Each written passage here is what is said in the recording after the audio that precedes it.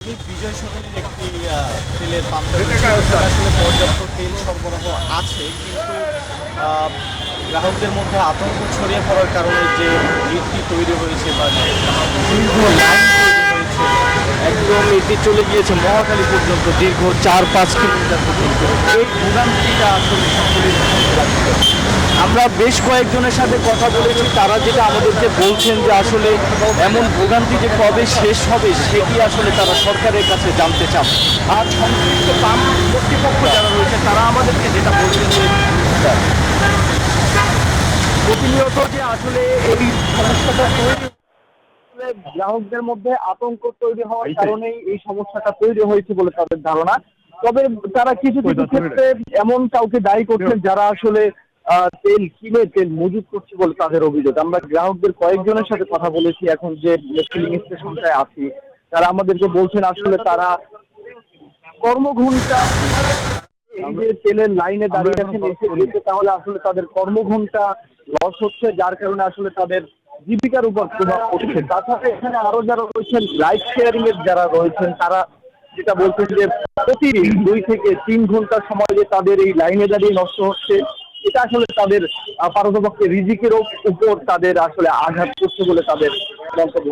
তবে আমরা গতকাল জ্বালানি মন্ত্রণালয়ের মুখপাত্র আমাদেরকে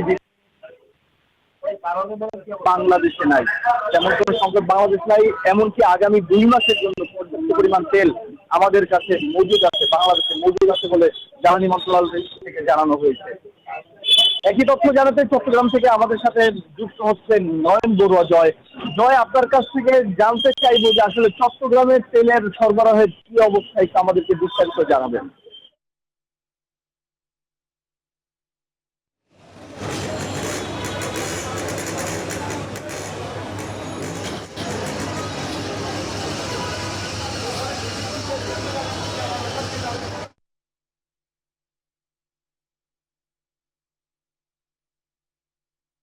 যেমনটা ঢাকার পেট্রোল পাম্পগুলোর খবর জানিয়েছে, তেমনিভাবে কিন্তু ফিলিং স্টেশনে আমিও আছি চট্টগ্রামের।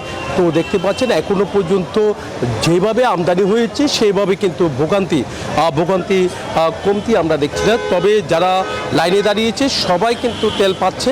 তেলের জন্য যেভাবে হাহাকার দেখা যাচ্ছে, তবে হাহাকার বলতে যে একেবারে গতকাল রাত থেকে এখানে আগে আসলে আগে পায়, এই সিরিয়ালের কারণেই কিন্তু সবাই দীর্ঘ লাইনে অপেক্ষা করছে। গতকাল 1টা থেকে অনেকজনে কিন্তু গাড়ি রেখে চলে গেছে। তো একটু আগে এই পাম্পে আমরা দেখতে পাচ্ছি তেল দেওয়া শুরু হয়েছে। তারা এই কারণে বাইকের যেমনটা দীর্ঘ লাইন আছে, তেমনিভাবে অন্যান্য পরিবহনও আমরা দেখতে পাচ্ছি, কার থেকে মাইক্রো থেকে শুরু করে অন্যান্য পরিবহনের লাইনও কিন্তু অনেক লম্বা লাইন, প্রায় 3 কিলোমিটার থেকে 3.5 কিলোমিটার পর্যন্ত দীর্ঘ লাইন ছিল। তবে কিছুক্ষণ আগে যেহেতু তেল বিক্রি শুরু হয়েছে, এখানে এই পাম্পে সবচেয়ে বেশি লাইন, কারণ হলো এখানে পর্যাপ্ত তেল দেওয়া হচ্ছে, যার যেমন প্রয়োজন সেইভাবে কিন্তু তেল দিচ্ছে বলে আমাদেরকে জানিয়েছেন। এই কারণে এখানে অকটেনের পাশাপাশি আমরা দেখতে পাচ্ছি কেউ ড্রাম নিয়ে এসেছেন, কেউ বালতি নিয়ে এসেছেন ডিজেল নেওয়ার জন্য, যারা ওই জেনারেটর চালায় তাদের জন্য কিন্তু এইভাবে নিয়ে যেতে হচ্ছে। তো ভোগান্তি আসলে এখনো পর্যন্ত কমেনি। তবে দ্রুত সময়ের মধ্যে আমদানি আরও বাড়বে বলে তারা মনে করছে পেট্রোলিয়াম কর্পোরেশন। যদি আমদানি বাড়ে তাহলে ভোগান্তি অনেকটা কমে আসবে। এই ছিল আমার এখানকার সর্বশেষ। ফিরে যাচ্ছে আমার সহকর্মী, অপেক্ষা করছেন খুলনায় মাকসুদের কাছে।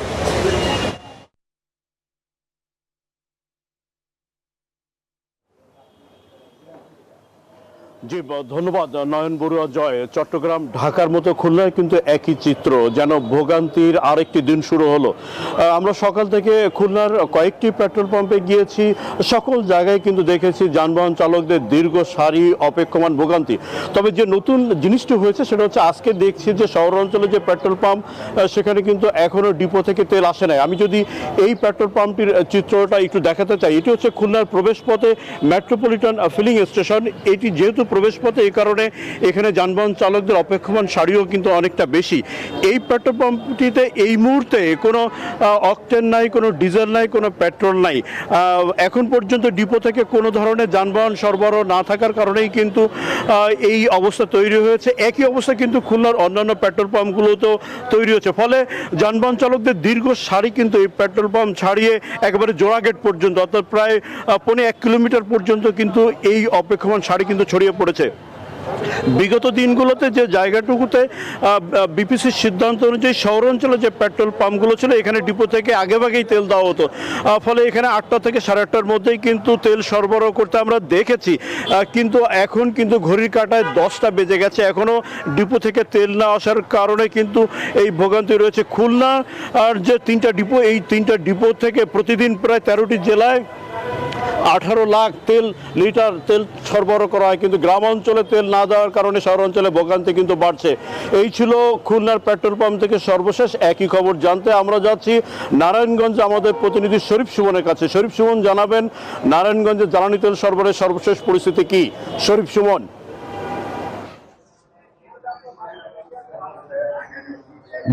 ধন্যবাদ মাকসুদ, আপনি যেমনটি জানাচ্ছিলেন খুলনার পরিস্থিতি একই চিত্র কিন্তু নারায়ণগঞ্জের ফিলিং স্টেশনে। আমরা এখন অবস্থান করছি নারায়ণগঞ্জের এই সিদ্ধিরগঞ্জের পদ্মা জ্বালানি তেলের ডিপোতে।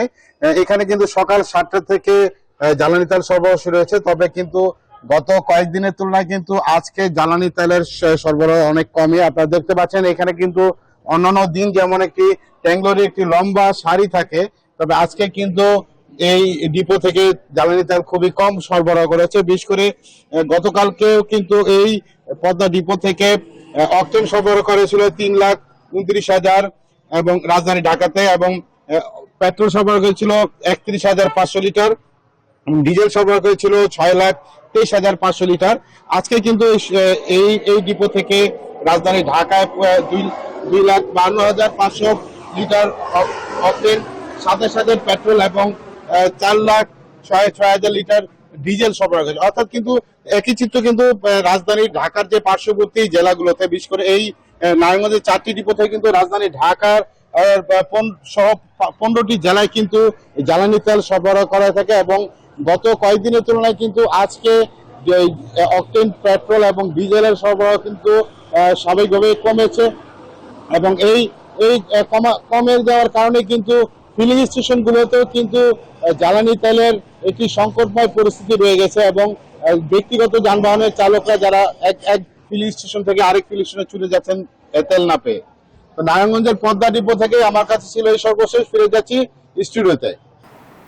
সুমন, আপনাকে ধন্যবাদ। 200-র বেশি সার্ভিস ও ফিচারে লেনদেনের সব বিকাশ অ্যাপে সম্ভব।